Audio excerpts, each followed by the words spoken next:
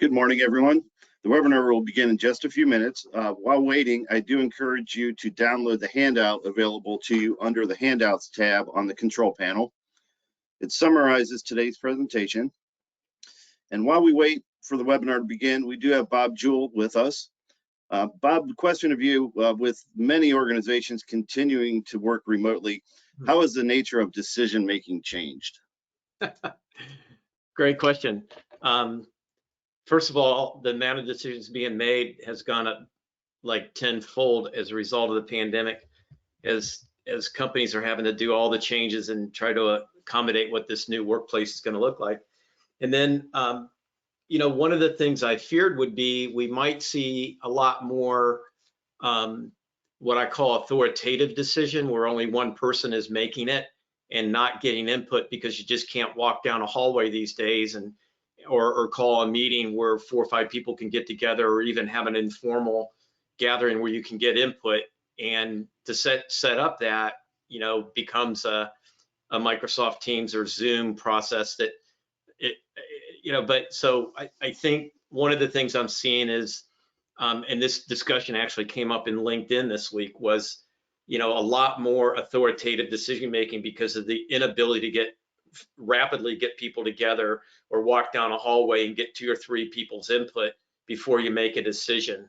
And it's not a style that's always called for in terms of making your best decision. So yeah, it's put a challenge, and it's certainly significantly increased the number of decisions that organizations are having to make. Yeah, I have to agree with you with the Teams meetings and communicating through email. Sometimes decision-making process kind of takes a little bit longer. Right. It's funny. I've actually had 2 clients, sit down and say, hey, we need to talk about this, because as we're going to share today in the webinar, decisions are pretty important to organizations. And for an organization to sit down and say, hey, what's going on right now in this reset that's going on in the workplace, we need to conscientiously think about how we're going to make decisions, and not just jump into it, but actually kind of stop and think about it a little bit. Try a few things, see how they work, get some feedback, but maybe just slow down a little bit until we kind of get our feet on the ground for what this new workplace is going to look like. And that frankly could be another couple years. Before. Exactly. Yeah. And I don't see the virtual. Yeah, I don't see virtual teams going away anytime soon. No. It's certainly the millennial dream, is I don't have to go to work in the morning, or at least get in a car and drive there. Right. I'm not sure. It's not my dream too, buddy. Okay, well, we are right at 11. So good morning, everybody, and welcome to today's webinar, Making Great Decisions. Since we want to continue to deliver these informational webinars for you and still practice social distancing, we are delivering the webinar remotely. Your presenter, Bob Jewell, will be presenting from his office and me from mine. My name is Patrick Allen. I'm the Program Manager for Kent State's Center for Corporate and Professional Development's Public Open Enrollment Programs. Our center specializes in providing employee development for partnering organizations in Northeast Ohio and around the world. We offer training as both public open enrollment programs currently being delivered both live and virtually via Zoom, and also in person in Independence, Ohio. We can also customize any program and deliver it to you live and virtually, or in person at your location. I am joined today by Kent State facilitator Bob Jewell. I will be serving as your host, and Bob will be our presenter for today. Bob has over 40 years of hands-on experience managing and consulting on engineering, operational, and strategic projects, during which he has made many decisions that have affected the success and efficiency of the projects. His practical experience proves to be a great source of material for the classroom, and has allowed him to develop and fine-tune an excellent process for helping others to learn valuable skills of project management and decision-making. He has earned the trust of clients such as Toyota, General Electric, Lubrizol, the Sherwin-Williams Company, Cincinnati's Children's Hospital, and many other organizations. Bob earned a bachelor's degree in engineering from the Ohio State University and is a certified project management professional through the Project Management Institute. He is also the author of Pursuing Project Excellence, 6 Ideas to Improve Your Project, which was published in 2016. Bob has been facilitating programs for Kent State since 2002. Everyone in attendance has been muted to avoid background noise from any of the 100 registered participants. We do encourage you to ask questions at any point during the hour. You can submit your questions in writing using the Questions tab on the control panel of the right side of your screen. I will present your questions to Bob as time permits throughout the webinar. Again, there is a handout available to you that summarizes today's presentation. It's located under the Handouts tab on the control panel. We encourage you to download it and take notes during today's presentation. We are recording today's webinar, and you will receive an email next week with a link to the recording after we conclude our time together. But before we begin, we would like to ask a question of you. How are decisions typically made in your organization? I'll open the poll and show the results.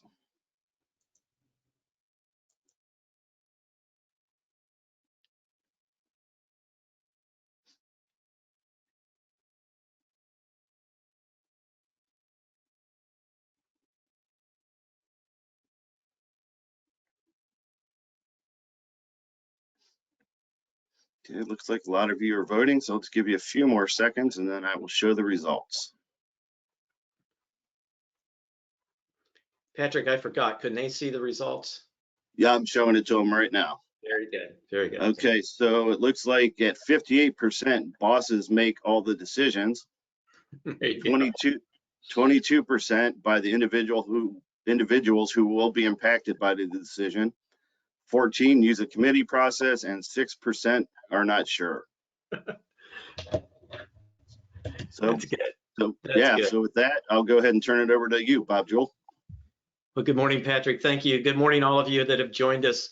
A special shout out to my friend Olivia that's joining us today too. So good to have you with us. It's certainly been a time of a lot of decision making in the last year and a half for sure.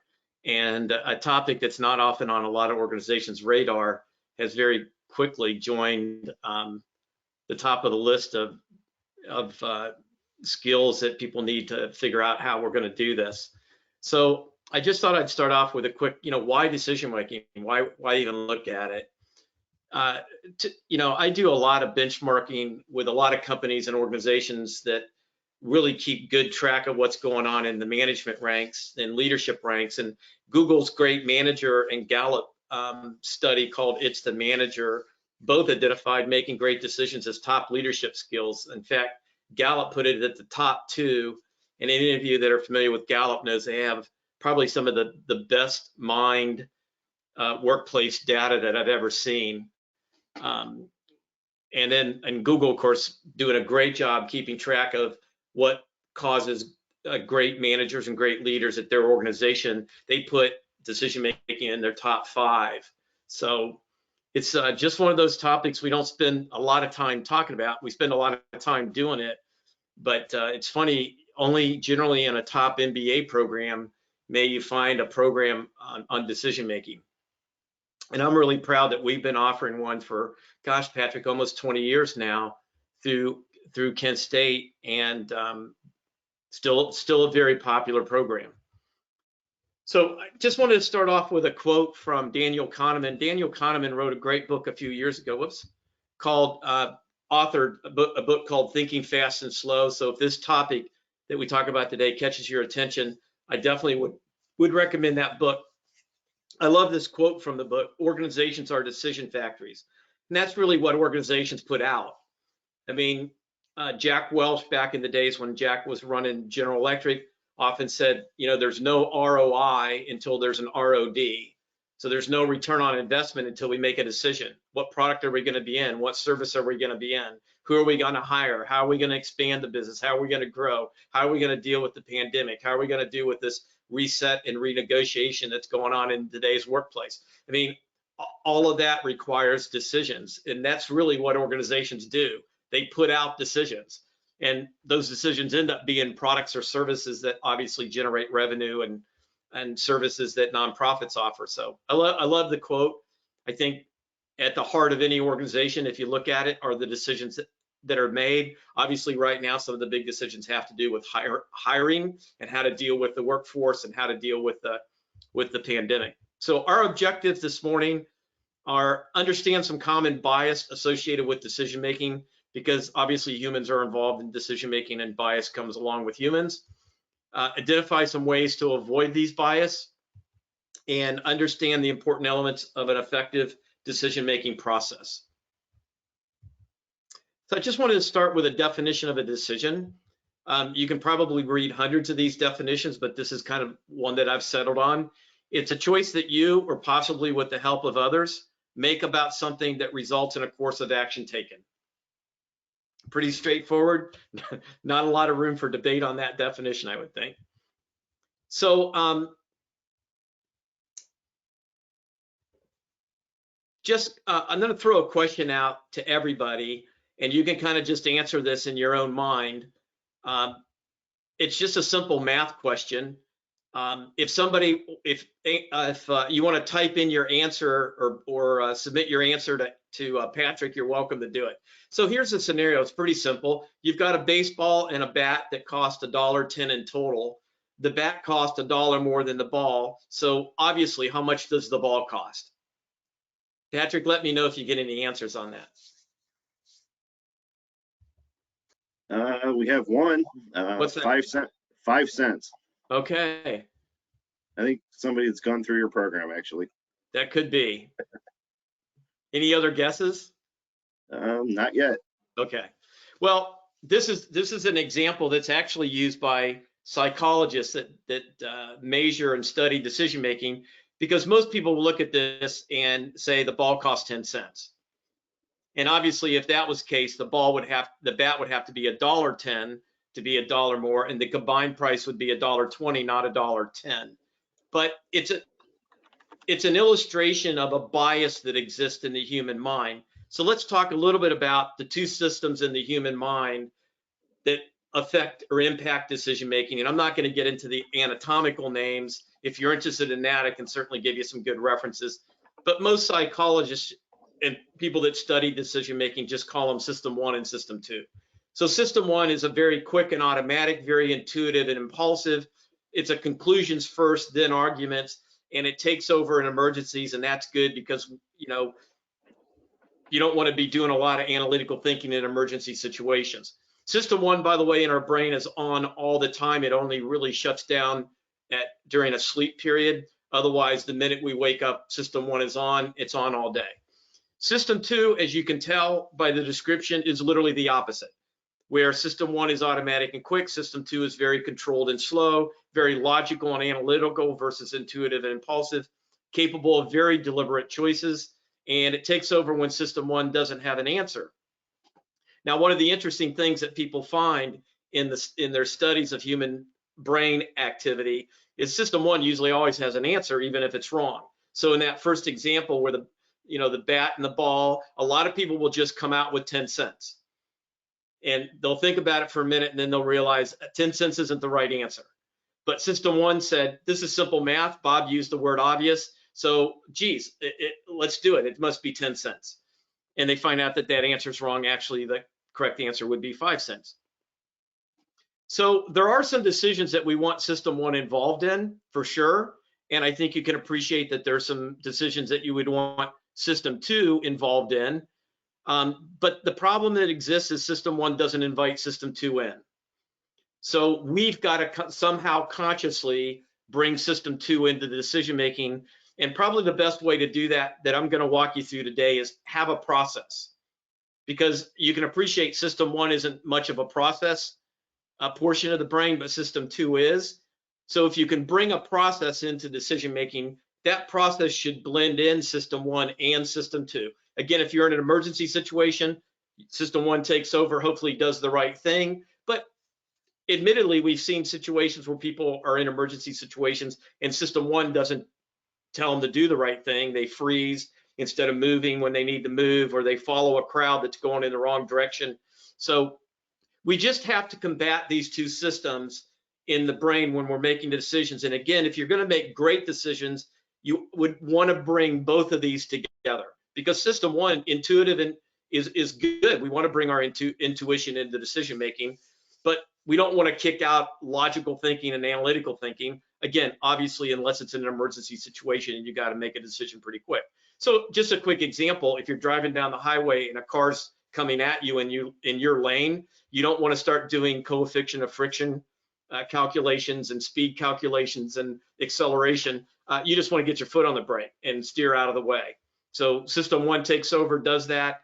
A lot of times after situations like that are over, people don't even realize what the human body did. They're kind of even amazed at what the human body did to keep them out of danger. And that's a good part of system one. So I'll share with you 4 hidden traps. And when we look at these traps, you'll notice that these traps are often a result of the system one taking over or a battle going on between system one and system two. So for instance, the first one is narrow framing. And that's a trap that you can see has got system one written all over it. System one would prefer that in any decision, you only have one choice, right? There's no need for analytics or deep thinking if you apparently only have one choice. Or it will even put up with 2, like a yes or no, or black or white, or door number 1 or door number 2. But, you know, we got to be careful. I mean, there are a lot of decisions, by the way, that only have one answer or maybe even 2 choices. But typically what I find in my work with organizations is that if they think there's only two choices, let's spend a little bit more time and make sure there's not a third or a fourth that we're not seeing simply because system one wants to shut us down. So, because obviously if you have more than 2 choices, or maybe even with 2 choices, you have to do a little bit of analytics and comparison. The second trap is a very common trap that human beings fall into. It's called confirmation bias. Again, system one, we tend to develop a quick belief about a situation, and then we seek information that confirms that belief. This is one, by the way, that when we fall into this trap, it's often hard to realize it. So it's really good to have somebody who can tap you on the shoulder and say, hey, you seem to be only seeking information that confirms your point of view. You know, maybe you ought to be looking on the other side of the wall and see if there's some things there you're not seeing. The second one, overconfidence bias, is another very common human thinking trap. We think we know more than we do about how the future will unfold or about our knowledge on the subject. If you guys ever want to see an example of this, just listen to Patrick and I talk about Ohio State football. And you'd think that we've coached Big Ten teams in the past for sure. Or go to a sports bar and everybody there has at least played on a Super Bowl football team this time of year. And again, overconfidence bias is one that's hard for humans to understand that they're in unless somebody else points it out. And then the fourth one I want to mention is called anchoring. And in this trap, we tend to give disproportionate weight to the first information we receive. And ironically, we learned this one at a very young age. If we got in a fight with a sibling, you know, there'd be a race to the parent to tell your story first. And we did this sometimes even before we got into school age. So this is something that's learned at a very young age. If we can get to the parent and tell our side of the story first, they're likely to give more weight to the first story they hear. And again, that's a system one thing. So there's actually many traps. 10 of them are common. I don't have time today, obviously, to share all of them, but I wanted to share with you 4 that are very. There's also emotional traps. People can get very emotional about decisions, and we got to be careful about that. The emotion in our brain can take over, and that's another part of the system one, system two conflict. Again, confirmation bias and overconfidence bias tend to be very common. So one of the things we talk about in the class is how to combat those. And one great way to do that is just simply involve other people and ask other people, are you seeing the same thing I'm seeing? So I want to share quickly with you a technique that I learned years ago that's been very helpful to me in avoiding bias. And it was some words of wisdom that came from a manager of mine who said one day, Bob, seldom what you see in your spotlight is everything you need to see to make a good decision. So learn to move the spotlight. So if you can picture that every human being probably has one of those camping lights that you see, elastic bands that people put around their foreheads. And, you know, we're very comfortable as a human being seeing what's in that light because it's based on how we grew up and our background, our experiences, and so on and so forth in life. But if we have to move that spotlight, we get very uncomfortable. And you can often tell when people are moving a spotlight, getting opinions from other people, and they're kind of sitting back, putting their arms crossed, and they're like, wow, where's that coming from? But I think this was one of the best pieces of advice I ever got in my career was, Bob, seldom what's in your spotlight is going to be everything you need to make a great decision. Learn to move the spotlight. Talk to other people. Consider other points of view. It will help you make better decisions. I've done that many times and wondered where those people are coming from, but I found it to be a very helpful. So we talk about this in the class and how you can go about doing this to help avoid some of the bias that are involved in decision making. So what I'd like to do next is kind of walk you through a quick timeline. We talk about this obviously a lot more in depth in the class, but you know, obviously time's involved in making a decision. So we kind of lay out a timeline, and obviously there's just a start and a finish point. And the start is clearly you're aware of the need to make a decision. So if you're turning a stopwatch on associated with a decision, you turn it on at the point that you're aware that you need to make a decision. So the question I love to ask in class is, where do we turn that stopwatch off? You know, where's the finish point? And the majority of people will say it's when we've made a decision. In fact, if you look at studies done across the country, about 75% of Americans would agree with that statement, that we turn the stopwatch off when the decision's made. But in fact, that's not correct if you're looking at great decisions. In great decisions, you don't turn that stopwatch off until the decision is fully implemented and sustainable. And I think most people would agree that could be months or years after a decision's made that you could really fully evaluate how good that decision was. Is it fully implemented? Has it been able to sustain itself? So obviously somewhere between those 2 points, we have to make a decision. And if we put that decision-making point at just some point along that timeline, it then splits up the decision into 2 major components. The quality thinking piece, which is everything we do to get up to the point that we make the decision. And then in class, I'll always ask what has to go on after that. And most people agree that it's something regarding implementation. We have to get people to accept the decision, make a commitment to it. We have to take action on the decision. So again, we live in a world, at least in the United States, where a lot of people think the decision is over when the decision's made. And I think probably a lot of you that are joining us today know sometimes the hard work is on the other side of that decision. So for instance, I may make a decision that I need to buy a new car, but I just can't make that decision and the new car shows up in my driveway, even though there seems to be some ads on TV that convince me that that might happen. I still have to do some hard work, research a vehicle, go to the dealerships, drive a few before I make that decision, which would be the action item or the implementation. So this is one of the traits that we find in great decision makers. They recognize that the decision's not over when it's made. There's more work to do, and that work is part of the decision-making process. So I think, Patrick, you've got another poll question you're going to toss out. Yep, sure do. What is the best way to get buy-in to a decision? And you can see the answers on your screen. So pick the best answer, and then I will show the results.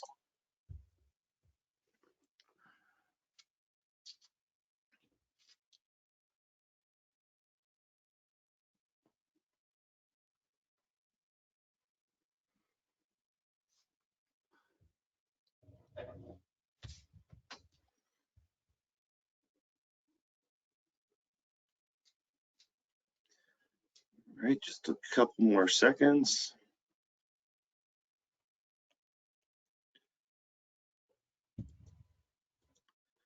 Okay, looks like 75% seek input from others before making a decision. 13% make the case for why a decision is needed. 10% get everyone to agree to the decision up front. And only 2% say take a vote and majority wins. I like it. I guess the take the vote thing depends on what kind of decision you're making, but generally I think C and D are good choices. In some studies that have been done,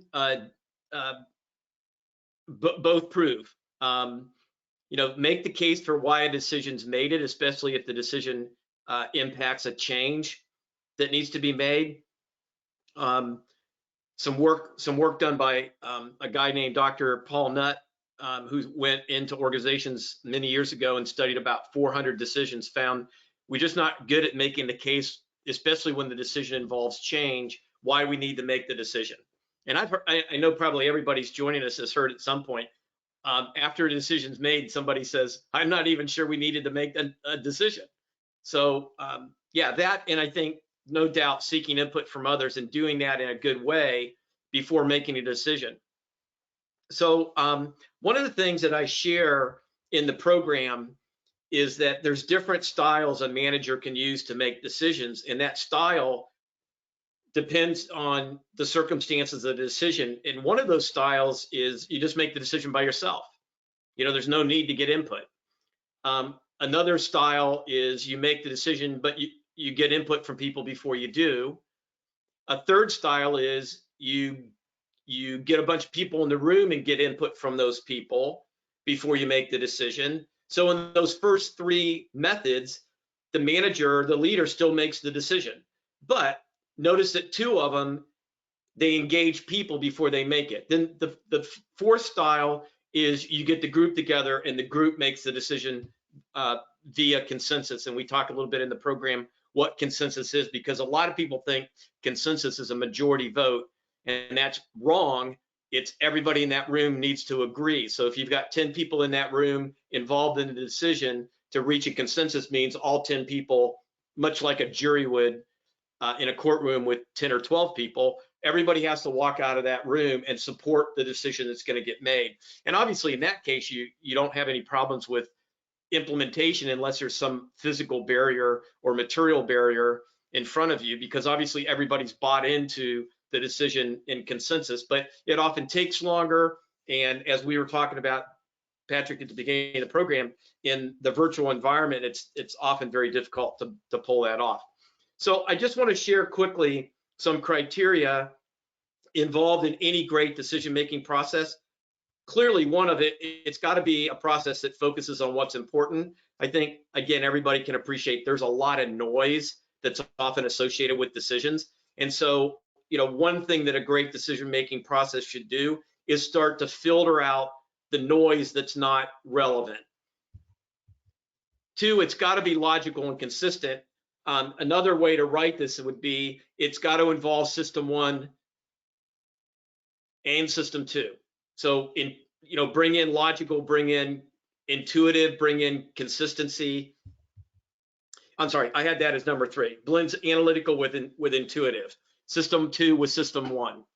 So we don't want to rule out intuition. It's one of the great things that we all bring to the workplace. Our experiences, as I like to say, all the hot stoves we've touched over our years, and we like to bring that to the table. Logical and consistent, by the way, helps a lot with if you're in a position where you have to sell decisions to other people. And I think almost everybody in the workplace is in that situation where you have to sell decisions up to people above you. You have to sell decisions to your coworkers, people that work for you. So obviously, if it's logical and consistent, it makes it a lot easier to sell decisions. And then 4, it only requires as much information and analysis as necessary. So I'm sure everybody's heard of paralysis by analysis, right? So we don't want a decision-making process that is too analytical and that has filters, again, so that we're only looking at information that's relevant. And then the last one I added was it knows when and how to involve others.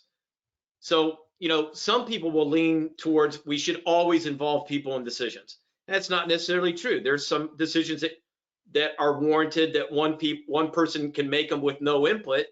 And as long as that's a proper style to make the decision, you shouldn't have any problems with implementing and getting buy-in and commitment to that decision if that style was correct. Again, I just want to make note of the 4 quick styles that I mentioned a minute ago: authoritative, and the second one was consultative, where you talk to people one-on-one. The third was participative, where you get a group together, but it's still your decision to make. And the fourth was consensus. I want you to note that 3 of those 4 styles involve other people. 2 of those styles, well, 3, obviously one person makes the decision, but even 2 of those, that you're getting input from other people. So, clearly 75% of the styles that are involved in decision making have other people involved. And I think that goes back to the poll question we just asked. When you get that, you're bound to get more buy-in. So what I'd like to do in the rest of our time is just kind of walk you through the decision making process that we talk about in the program. It's a pretty straightforward one. I've seen companies take this and customize it, but whenever I'm looking at an organization's decision-making process, these are the kind of the elements I'm going to look for. So the first step is just to define what the question is, because if you think about it, all decisions start with a question. What am I going to eat? What am I going to wear? Alarm clock goes off. Am I going to get up or put it on snooze? If you've got kids at your house, children at your house, you're going to add about another 100 decisions before you ever leave the house. But every decision starts with a question. And one of the things I've noticed in my consulting work over the years is organizations often think that everybody's on the same page with the question, but I often find they're not on the same page.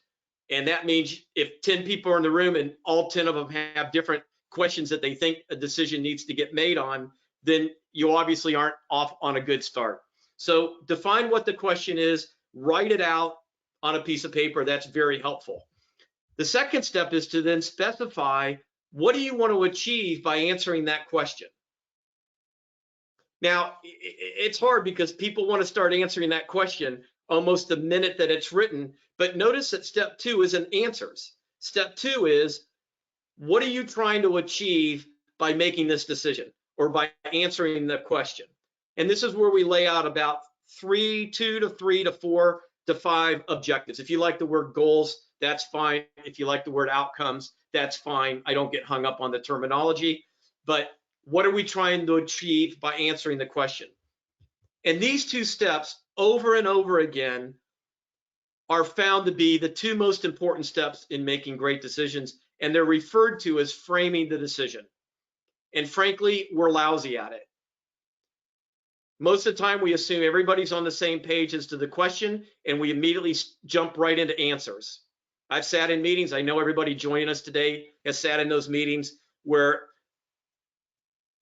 everybody's talking answers, and I'm not sure everybody's even on the same page as to what the question is, much less what we're trying to achieve by answering it.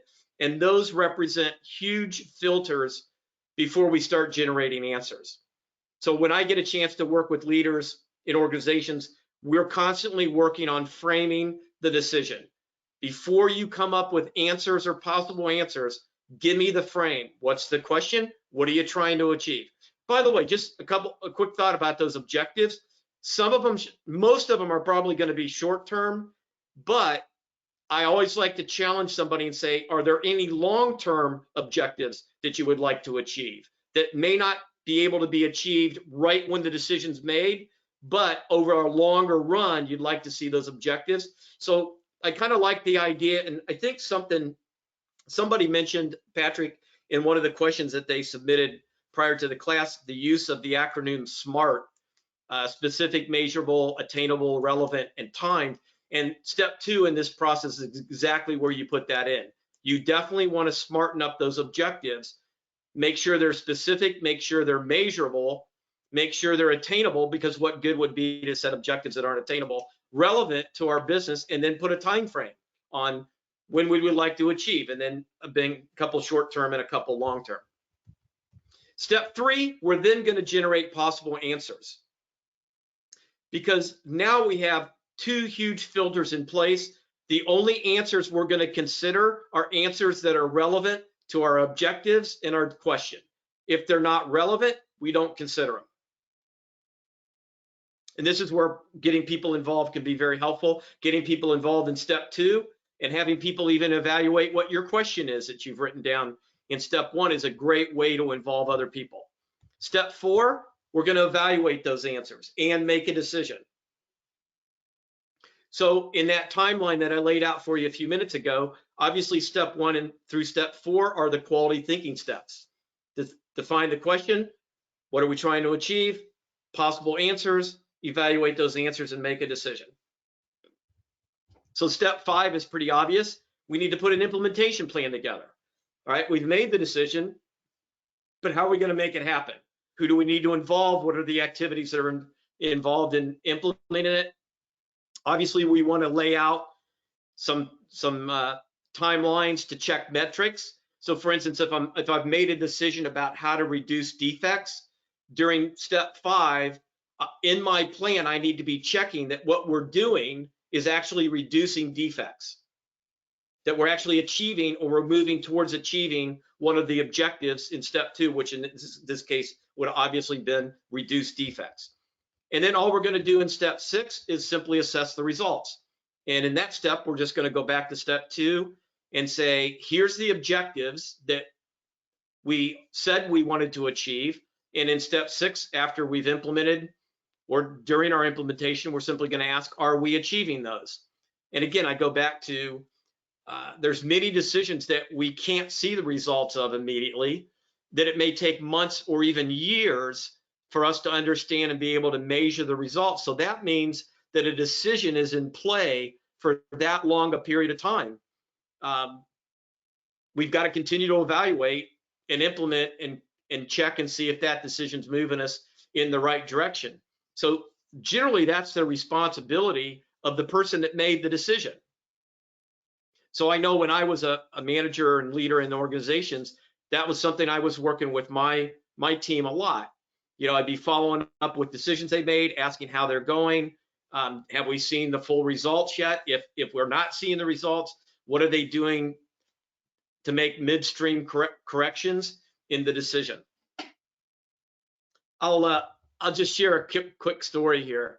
I was working with a client one day, and we were walking through these steps. And as I went through the steps, there was a particular gentleman in the room who seemed really anxious to give me an answer every time I got to the next step. And I wasn't intentionally ignoring him, but I finally got to step 6, and I turned to him and I said, "Okay, so we've been through 5 steps, and you appear very anxious to give me an answer. So what do you think step 6 is?" And his answer that he gave was, "Step 6 is identify a scapegoat." And he says, actually, in our company, we do that in step 1. We don't make a decision until we've identified a scapegoat or somebody that we can blame it on if it doesn't go well. And, you know, if you stop and think about that answer for a minute, and I'm going to put this in kind of a big context for a minute. If you could put your finger on one thing that, in my opinion, defines what people refer to as the culture of an organization, my finger would go towards decision making. The way decisions are made in that organization defines the culture. So for instance, if decisions are pushed up to the top and only senior people make decisions, then that tells me a lot about the culture of the organization.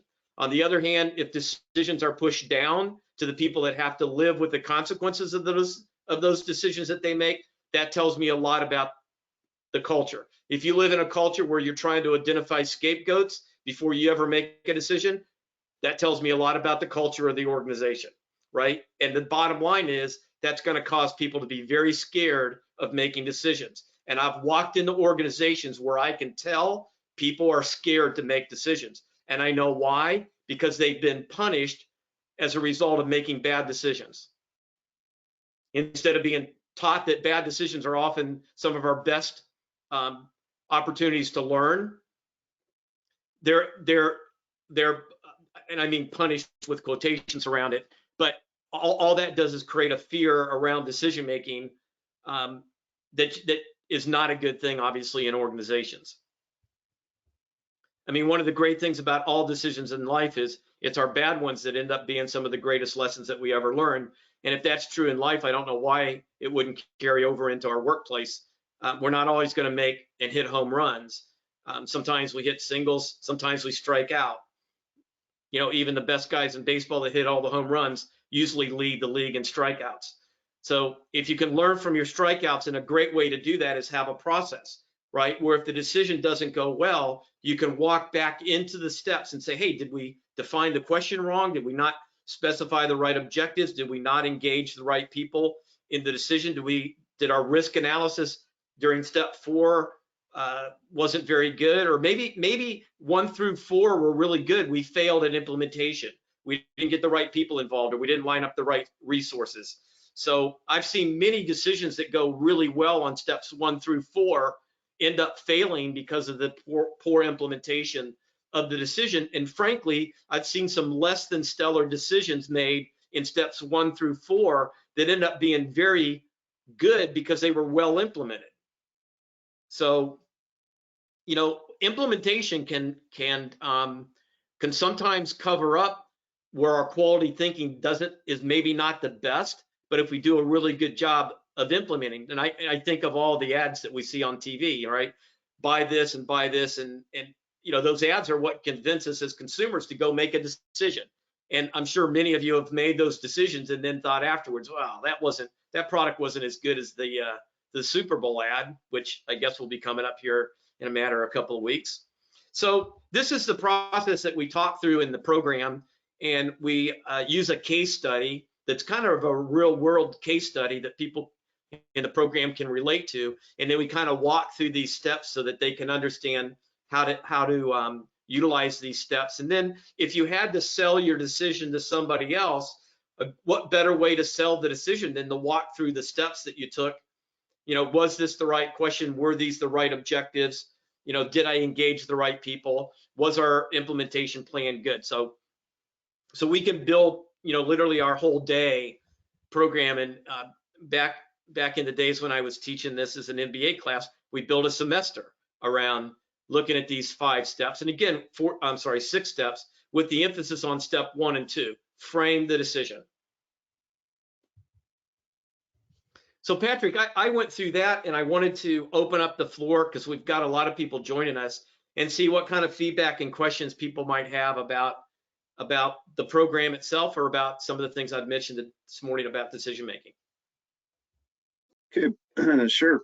We have had some come in. Briefly touched on this one, but how can SMART goals and RACI be used to avoid the psychological traps? Yeah, good question. The SMART we bring up in the classroom as part of step 2. So again, that's specific, measurable, achievable. I'll often, if I'm involving people in decisions, I'll have them get involved in that, and that helps obviously deal with some of the psychological traps, because I immediately have other people with spotlights pointed in other directions involved in helping me smarten up the goals. RACI, if you're not familiar with it, is an acronym that stands for Responsible, Accountable, Consult, and Inform. It's a tool that's used sometimes in decision making. The R would be obviously the person making the decision. Generally, the A is not the same person that the R is. It tends to be like their manager, somebody that would be accountable for the R's decision. And then consult and inform might be people that we identify that we should get involved in the decision. And I'm obviously a big fan of getting people involved in the decision that are going to have to live with the consequences of it, and be involved in the implementation of it, because you're more likely to get that buy-in up front from the people that are going to have to actually make the decision happen. So yeah, both of them are good tools. We talk about the SMART acronym in the program. I usually don't mention the RACI, but it's often it certainly is appropriate. Okay, good. Again, you kind of touched on this earlier, but how do you avoid analysis paralysis? Well, I mean, obviously, some people like system 2 because they get to analyze forever and never make a decision. You know, engineers maybe fall in that trap every now and then, so I plead guilty. But as you can tell, the analysis is just one part of the decision-making process. So, you know, the evaluation, that's step 4, by the way, is where you evaluate the answers. Notice we don't evaluate the answers in step 3. We just write them down. One of the things we do in the class is teach people a technique to do that. So I'll tease everybody, because one of the things I hear from managers is I know I should involve people, but I don't know how to do it. And that's a fair statement. Teaching managers and supervisors and leaders how to involve other people. Again, some people do that naturally, but I think most people probably need to be shared a couple techniques. But and then when the decision's made, we talk about putting some tripwires into the implementation, so that if we go so far and we're not like seeing defects reduce, then we know we've got to do something, because we've implemented some things and we're still not seeing an improvement. And I think at that point, you need to go back and start thinking about plan B, because plan A doesn't appear to be working.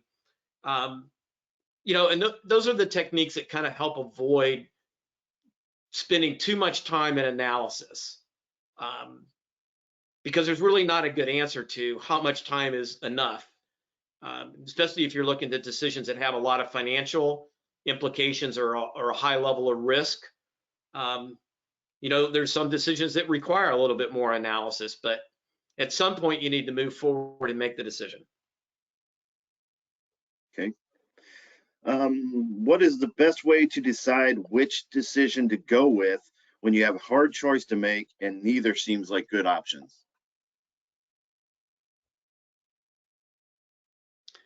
Wow, that's a great question. I saw it before we started the program, and I thought it took me back to at least 4 or 5 decisions that I can think of that I made in my career where I thought, I'm not sure how this one's going to go. You know, I'm going to look at it one more time and just give it some thought here real quick. Go with. You know, I generally have found, this is just from my experience, that when I don't think either of them are good options, that seems to be the time not to make a decision. Because I generally found, unless you're missing something, one option will jump out. So what I find more often is where I see a number of options that look good and I'm not sure what to choose from, versus I'm not happy with any of the options. And frankly, I've kind of thought over the years, if I don't see anything that looks like a good option, maybe that could be a sign I shouldn't be making the decision right now, or maybe we're missing something that we haven't identified. I find the struggle is more on when I've got options and many of them look good, and you can't pick all of them, so you got to kind of go with one. And you know, that you may put some financial criteria on it a little bit, like, you know, obviously you're buying a car, you have a lot of different options that are all over the price point, and all of them would be good vehicles, but your price point at that point, a time factor may influence that. But I find those are my toughest decisions, when I have a lot of good options and yet I've got to pick one, which is why you don't want to stand behind me in a buffet, because I usually delay everybody behind me. Nice. Okay, next question. Sure. Is there an easy way to determine which of the different decision-making styles would be most appropriate for any given decision? And is the choice dependent on the breadth or depth of the decision's impact? Most definitely, yes. We can't do justice to that this morning, and I don't mean that as a teaser, but we spend a good amount of time in the class talking about a model that has come out of the work of a fellow named Dr. Victor Vroom, who taught at Yale's business school for years. And he actually has created a model that we can walk our step 1 question through. And that model tells us what style is the most appropriate style. I've used that model for over 35 years, and I've never found it to let me down. You know, I've even had to go to people I work for and said, hey, I need more time to make this decision because I need to involve some people in it. And I'd often get a look like, well, what kind of leader are you that you're not making the decision? I said, no, you don't understand. I'm going to make it, but I need to involve some other people, and that's going to take some time as I get their input. And one of the things that's pretty obvious in Dr. Vroom's model is if you're dealing with a question that you need to make a decision on and you don't have much experience in it, you shouldn't be making the decision by yourself, right? You should automatically start involving other people. On the other hand, and sometimes, many times in my career, I've involved people in a decision that I'm responsible to make that had a lot more expertise and knowledge around what the decision was about than I did. And I think one of the signs and characteristics of a great leader is they know when they don't know what they don't know, and they admit it. And it's not a sign of weakness, and they know who to go to get the information that does have a better idea.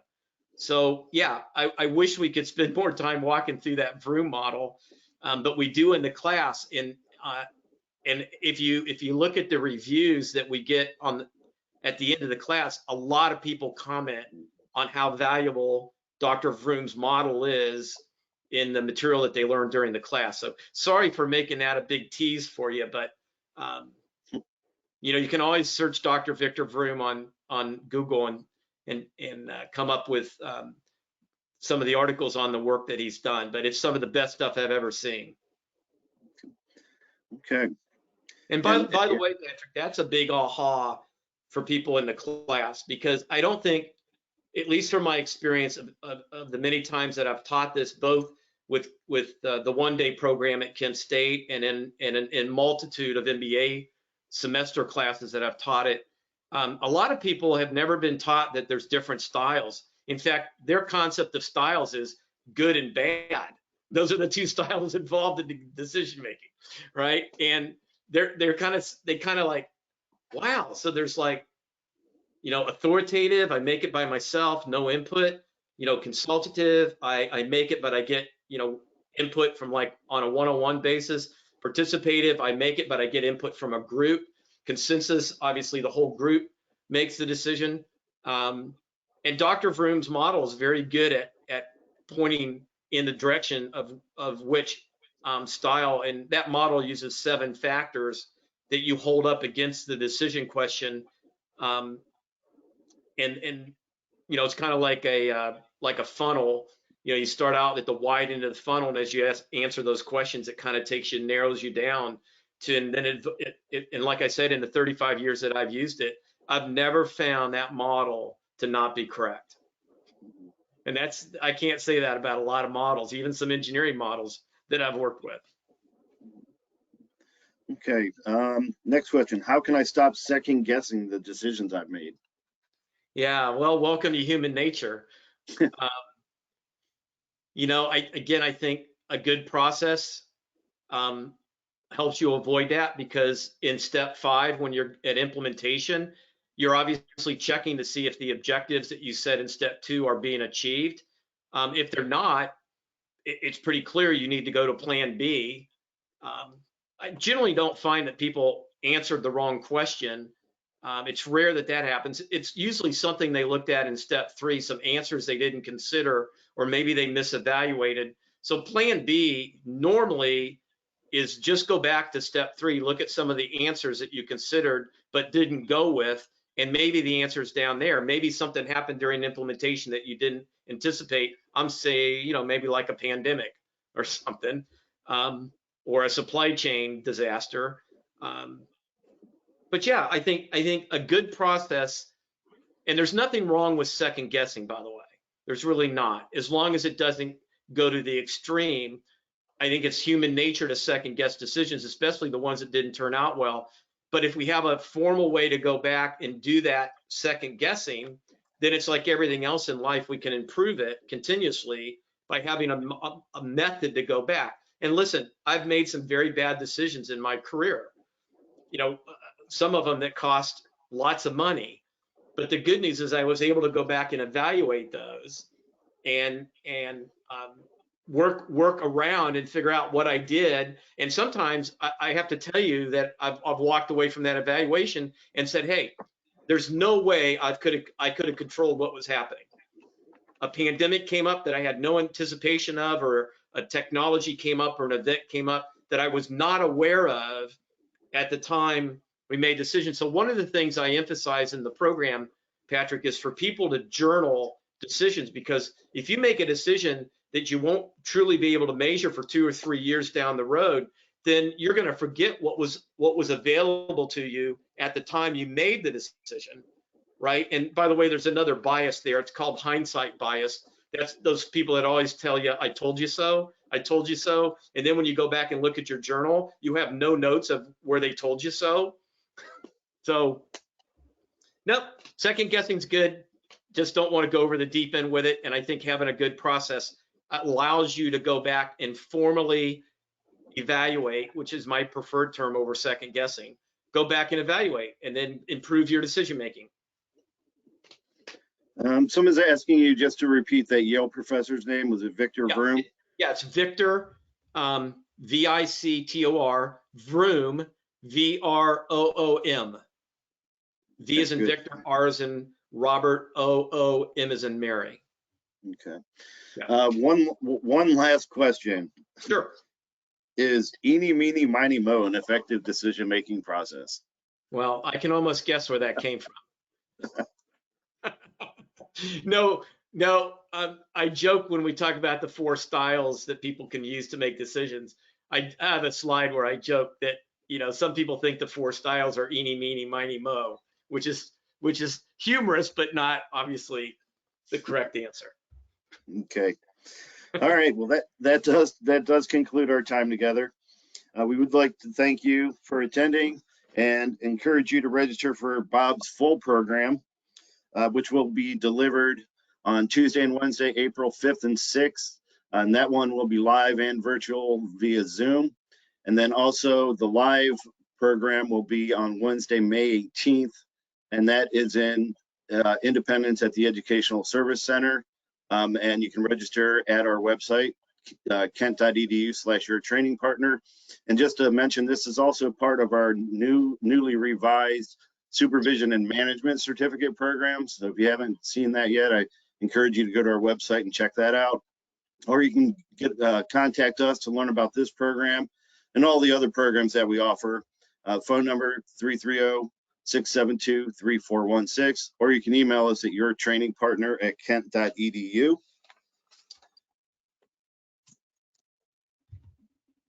You can join our extensive list of clients and bring Kent State to your organization. And we also encourage you to register for our next webinar, which will be Friday, February 25th. When we'll be discussing coaching accountability for impact on people and results with Kent State facilitator Deb Easton. Registration for that is open, so I encourage you to register for that.